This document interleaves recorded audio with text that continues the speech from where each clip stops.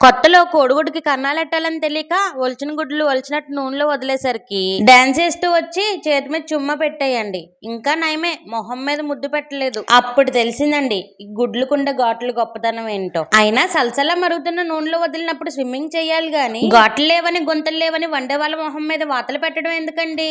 వచ్చిందండి వయ్యారి. ఈ పాప పోయినసారి ఆమ్లెట్ వేసింది. ఎలా వేసింది ఒకసారి అడగండి.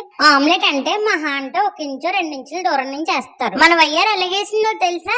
ఆకాశంలో వెళ్తూ కొంగ పారినట్టు కిలోమీటర్ దూరం నుంచి వేసిందండి. అంత పైనుంచి వేస్తే వాతలు కాకుండా ఉసిరికాయలు పడతాయా? గిన్నెలోంచి గుడ్డుని బయట తీయడానికి ఏ గట్టి వాడతారో కూడా తెలియదు గానీ ఈవిడొచ్చి గుడ్లుకుంటే ఘాట్లు కప్పుతనం గురించి మాట్లాడుతుంది. ఇది నాన్ స్టిక్ ప్యాన్. నీళ్ళ 8 రూపాయలకి రాదు, 800 ఎట్టు కొనాలి. మెయింటైన్ చేయాలంటే ఆ మాత్రం మెలకలు తిరగాలి. మరి అదంతా సరే గాని ఇంతకీ నువ్వు ముందా మీ మమ్మీ ముందా?